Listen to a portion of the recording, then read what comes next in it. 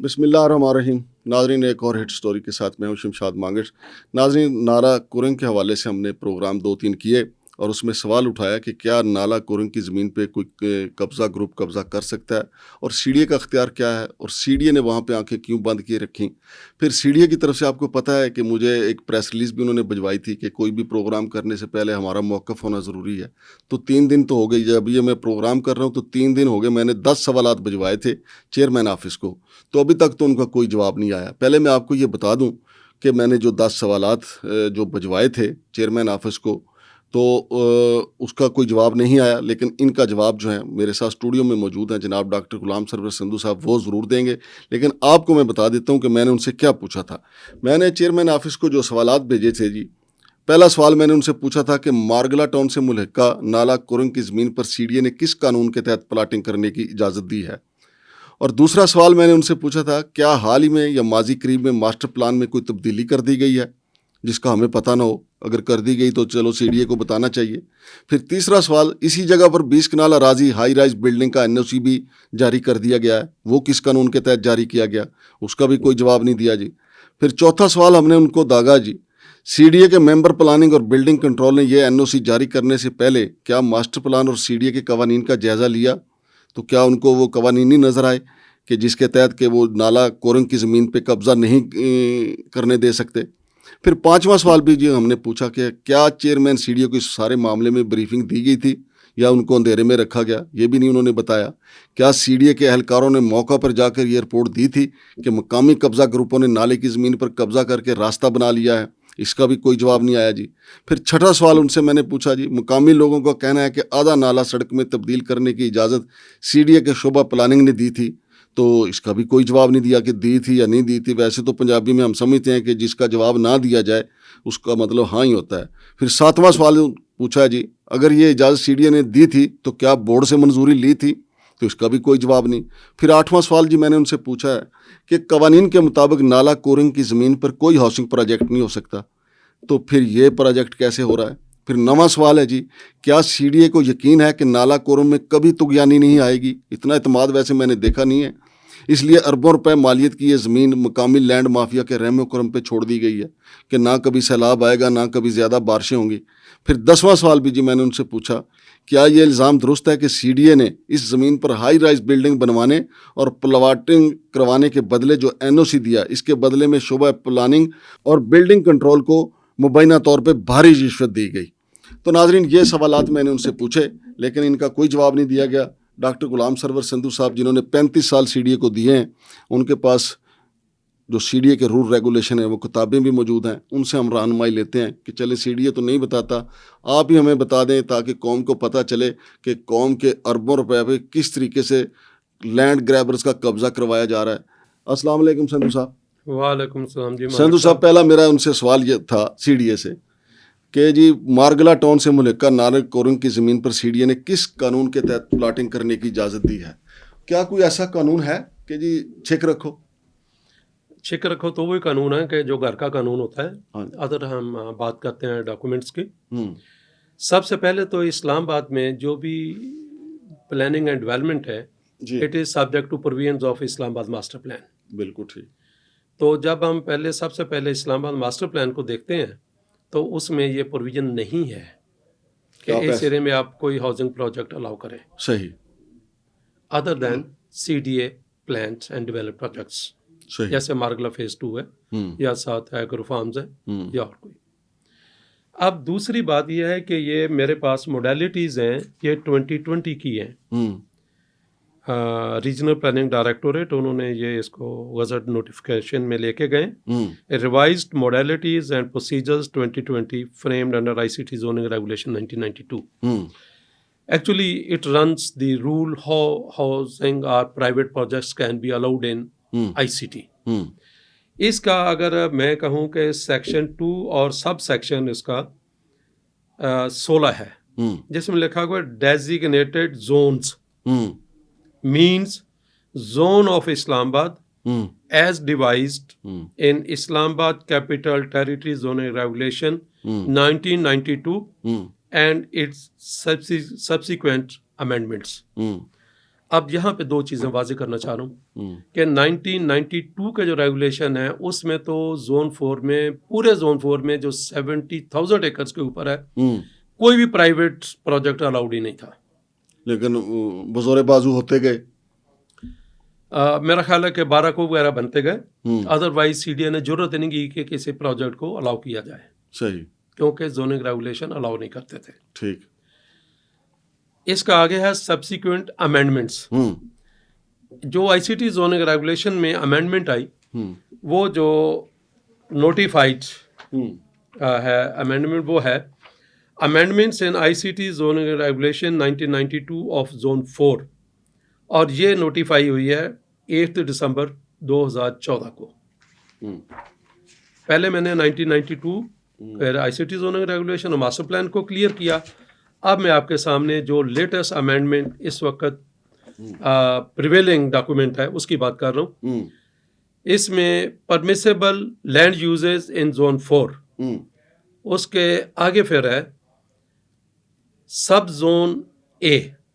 उसमें मैंने पढ़ा है कि इसमें कौन से यूजेस अलाउ होंगे। वो है द एरिया ऑफ दिस सब zone shall be used for agro farming, orchard schemes, large scale institutions, sports and recreation, green belt projects, nursery model villages and public sector housing schemes. यानी जो करना है CDA ने करना है। जी हाँ, इसके अलावा कोई नहीं।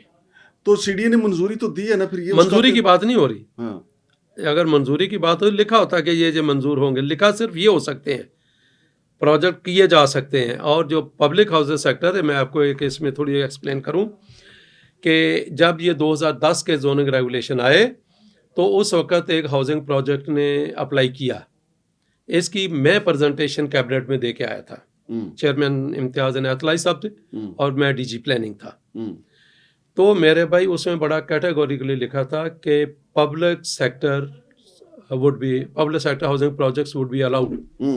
हालांकि उसमें उस वक्त था सब जोन ए नहीं, जोन 4 में कहा गया था कि नहीं, जोन 4 के जो 3 जोन्स हैं, सब जोन सी और इस तरह के, उसमें प्राइवेट प्रोजेक्ट्स अलाउड होंगे, नॉट इन सब जोन ए।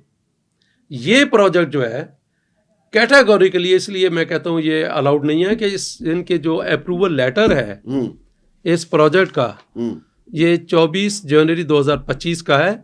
इसके ओपनिंग पैरा में लिखा हुआ है कि ये प्रोजेक्ट अल अशरफ टावर्स जो है ये 20 कनाल के ऊपर है और सब जोन 4A में फॉल करता है। और ये मंजूरी किसने दी है? मेंबर प्लानिंग ने। लिखा हुआ भी इधर हाँ लिखा हुआ है। अच्छा। This issues with the approval of member planning and design. इसका मतलब उनको कानूनी घेरा आज पड़े कल पड़े साल को पड़े, हम इसको तफसील में डिस्कस करते हैं कि इसकी अप्रूवल में पहले कौन कौन सी, इनकी अप्रूवल में कौन कौन सी लीगैलिटीज हैं। इस वक्त हम इस क्वेश्चन के ऊपर हैं कि क्या कोई कानून है जिसके तहत ये प्रोजेक्ट अलाउ किया जा सके। वी कंक्लूड के मास्टर प्लान में इजाजत नहीं, आईसीटी जोनिंग रेगुलेशन 1992 में इजाजत नहीं, ICT zoning regulation 2014 specifically framed for zone 4 and then sub zone 4A, उसमें इजाजत नहीं है। लेकिन संधू साहब ये भी तो हो सकता है आपको और मुझे पता ही नहीं चला था, बल्कि पूरी कौम को नहीं पता चला कि सीडीए ने जो खच मारी 4 सेक्टर उठा के पिंडी में शामिल कर दिए। इधर भी तो हो सकता है कि मास्टर प्लान इन्होंने तब्दील कर दिया हो, आप और मैं कल जाके रिकॉर्ड देखें तो मास्टर प्लान में तब्दीली होगी हो। ये चूँकि मैंने इसको इसलिए नहीं कवर किया कि आगे आपका क्वेश्चन जो है ना, जो मेरे सामने है, उसमें है कि मास्टर प्लान तब्दीली का क्वेश्चन अगला है। नहीं, ऐसा हो सकता है चोरी छुपे? No, it's not possible. मैं आपको बताऊं, आप तो मास्टर प्लान में तब्दीली की बात करते हैं ना, अगर आप किसी बाई लॉज में भी चेंज करते हैं, जब तक आप उसका गजट नोटिफिकेशन नहीं करवाते, गवर्नमेंट का फैसला है, कोर्ट का फैसला है कि कोई भी लॉ सीडीए बोर्ड ने फैसला कर भी लिया, जब तक उसका गजट नोटिफिकेशन नहीं होगा उस वक्त तक वो लॉ कंसिडर नहीं किया जाएगा। 4 सेक्टरों के हवाले से जो आपने और मैंने सर इस प्रोग्राम किया था ना, आपने कहा था कि कबीना से मंजूरी लेना जरूरी। यस, कबीना से, बिल्कुल। उसके बगैर तो मास्टर प्लान में चेंज कैबिनेट से नीचे कोई टियर कर ही नहीं सकता। मतलब ये मास्टर प्लान में कोई तब्दीली नहीं हुई और मेंबर प्लानिंग ने खुद ही रिस्क ले लिया। अब हम अगर ये बात करते हैं, पहली बात हमने ये की है कि जी कोई लॉ एग्जिस्ट नहीं करता आईसीटी जोनिंग रेगुलेशन का, कोई ऐसा सेक्शन नहीं जिसके तहत हम कहें कि इधर प्रोजेक्ट किया जा सकता था। ठीक है, अब इसकी दूसरी जो डायमेंशन इसी की कि इसकी अप्रूवल में कौन कौन सी इलीगैलिटीज हैं। सबसे पहले ये है कि आईसीटी जोनिंग रेगुलेशन की वायलेशन। उसके बाद जनाब ये मई 2024 का ये है बोर्ड डिसीजन, जिसमें है कि बिल्डिंग कंट्रोल सिर्फ 4 कनाल तक का प्रोजेक्ट कर सकता है, 20 कनाल का। लिहाजा सीडीए के बोर्ड के अपने फैसले की वायलेशन है बिल्डिंग कंट्रोल ने जो ये प्रोसेस किया है, मतलब पर्चा हो भी होवे। अगली बात कि member planning ICT zoning regulation में चेंज का इख्तियार नहीं रखता। मेंबर प्लानिंग के हवाले से अगली बात यह है, Pakistan council of architects and town planners ordinance 1983, उसका सेक्शन 2 के 2N बड़े क्लियर हैं कि टाउन प्लानिंग का काम कौन कर सकता है, और सेक्शन 28 के तहत it is criminal offence, punishable offence. So member planning ने वो भी वायलेशन की। अब आगे जाके आप देखें कि इसमें फिर इस अप्रूवल में लिखा हुआ है, इस अप्रूवल लिखा हुआ है कि क्लास 33 ऑफ SRO 23 की ये बात है। उसका सेक्शन मेरे पास है SRO 23 का, इसमें लिखा हुआ है 7 नंबर पे, access to the site, minimum 60 feet access to the site from at least major arterial revenue roads. इधर कोई रेवेन्यू रोड नहीं है, इधर कोई मेजर रोड नहीं है, इधर कोई आर्टिलर रोड नहीं है, लिहाजा एक्सेस भी नहीं है। Violation ICT zoning regulation, IC master plan, procedure, CDA board decision and their own SRO 2023। अच्छा, मुझे सर जी अब पता क्या है, इसमें मेरे कई सवाल आपने कवर कर दिए हैं। इसमें जब ये मेंबर प्लानिंग ने मंजूरी दी, बिल्डिंग कंट्रोल की तरफ से भी मंजूरी आ गई, तो ये मेंबर प्लानिंग का जहाँ पे दफ्तर है वहाँ से सीढ़ियाँ उतर के सीधे तो नहीं ना वहाँ पे चले गए जहाँ पे ये सारा कुछ अशरफ हाई राइज बिल्डिंग बन रही है। आखिर चेयरमैन ऑफिस भी तो है, क्या चेयरमैन साहब को इन्होंने ब्रीफिंग दी होगी या उनसे ब्रीफिंग ली होगी? अनऑफिशियली ये बात है कि जी ब्रीफिंग चेयरमैन साहब को दी गई है कि जी हम ये करने जा रहे हैं। हाँ जी, अनऑफिशियली प्रेजेंटेशन हुई चेयरमैन साहब को। अगर केस बने और चेयरमैन साहब पीछे हटना चाहें तो उनके पास मौका मौजूद है। उनका ऑन रिकॉर्ड कोई शय नहीं है, उनका कहीं साइन। लेकिन मैं बड़ा क्लियरली बता रहा हूँ कि ये ऑफ द रिकॉर्ड चीज मैं बता रहा हूँ कि प्रेजेंटेशन हुई उधर है चेयरमैन साहब के ऑफिस में, लेकिन चूंकि ऑन रिकॉर्ड नहीं इसलिए मैं इसको ये नहीं कहता। मैं आपको इसमें एक और बड़ी आप ये मोडालिटीज हैं 2020 की, इसका सेक्शन 4 है कि documents to be submitted by the sponsors. किस स्टेज में? जब आपने को हाउसिंग प्रोजेक्ट सिर्फ जमा कराना है, यानी कि ये लेआउट प्लान अप्रूवल जो इशू की है, इससे पहले उसने डॉक्यूमेंट्स कौन से जमा कराने थे? वो कौन से थे? वो जनाब सेक्शन 4 सब सेक्शन बड़ा क्लियर है 5, फ्रेश कॉपीज ऑफ रजिस्ट्रार हक दरान जमीन अटेस्टेड बाय तहसीलदार। मेरी इतला के मुताबिक ना ही लैंड डॉक्यूमेंट्स जमा करवाए गए और ना ही पटवारी की रिपोर्ट है इसके ऊपर। अच्छा, पटवारी की रिपोर्ट भी नहीं है? नंबर 2 सेक्शन सब सेक्शन 6 कहता है एक्शजरा, वो आपने जमा कराना है attested by tehsildar. Section sub section 7 है non encumbrance certificate. Sub section 8 master plan concept report, ये भी जमा नहीं हुई।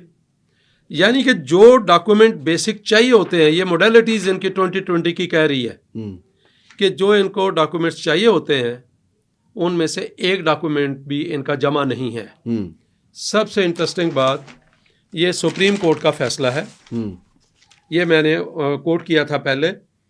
ये criminal original petition number 57 of 2015 और 2005 का एक है। इसमें सुप्रीम कोर्ट ने लिखा हुआ है ऑपरेटर पार्ट है इसका उसमें बड़ा क्लियर लिखा हुआ है कि शामलात ज़मीन के ऊपर ये 2020 का फैसला है। ये पैरा 11 ऑफ दिस डिसीजन कि अगर शामलात है तो शामलात के ऊपर आप प्रोजेक्ट अप्रूव नहीं कर सकते, यानी तौहीन अदालत के मुर्तकिब भी हो गए। सो यहाँ पे दाल में कुछ काला नहीं है, सारी दाल ही काली, दाल ही काली है। हम उसमें ढूंढ रहे हैं कोई शायद दूसरी मिल जाए, वो नहीं है। सुप्रीम कोर्ट के फैसले वायलेशन, मुतल्लिका डॉक्यूमेंट्स जमा नहीं हुए, मुतल्लिका रेवेन्यू रिपोर्ट नहीं है, मुतल्लिका दफ्तर ने प्रोसेस नहीं किया, मुतल्लिका अथॉरिटी ने इसको अप्रूवल नहीं दी। लेकिन संधू साहब एक बात, ये जो अशरफ हाई राइज बिल्डिंग है गैर कानूनी सही, वो इन्होंने मंजूरी दे दी मेंबर प्लानिंग ने, जो वाकई वहाँ प्लाटिंग हो रही है क्या उसकी मंजूरी सीडीए ने दी है?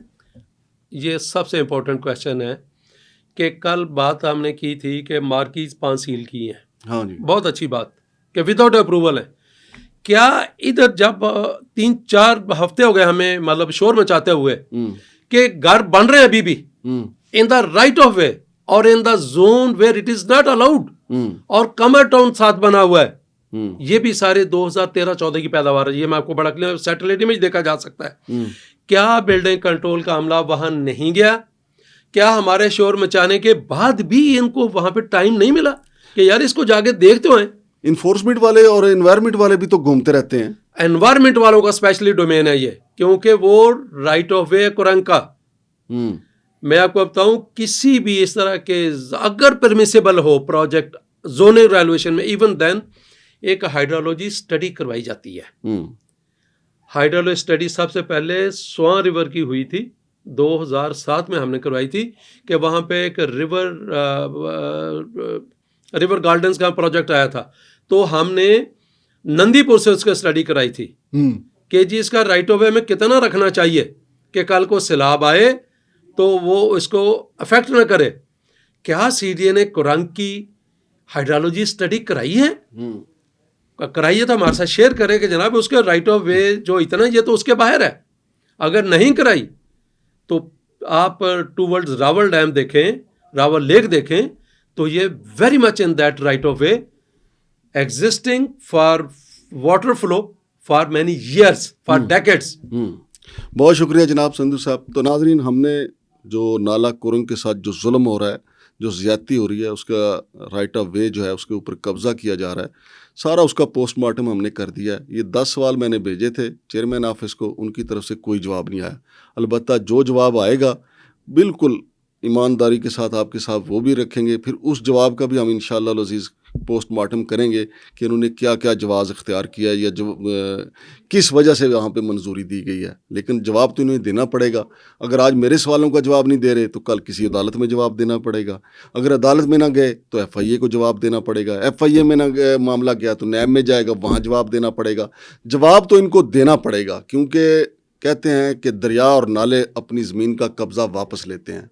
नाला कुरंग को मर नहीं गया। जब तक रावल डैम जिंदा है, नाला कुरंग भी जिंदा है। बारिशें होंगी, रावल डैम भरेगा, पानी उसके स्पेलवेज से बाहर निकलेगा और नाला कुरंग अपना ज़मीन का कब्ज़ा वापस लेगा। ये कब्ज़ा ग्रुप भी सुन लें, या सीडीए के मंजूरी देने वाले भी सुन लें। बेशक ये वहाँ पे मिली भगत करके स्मॉल डैम वालों के साथ कि जी एक एक थोड़ा थोड़ा पानी छोड़ें, लेकिन जब पानी ज़्यादा आ जाएगा तो आपको ज़्यादा छोड़ना पड़ेगा और फिर नाला कुरंग अपनी ज़मीन का कब्ज़ा वापस लेगा। लेकिन तबाही बड़ी होगी।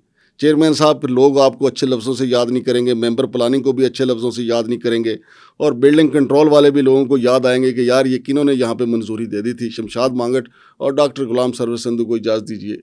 अल्लाह हाफ़िज़।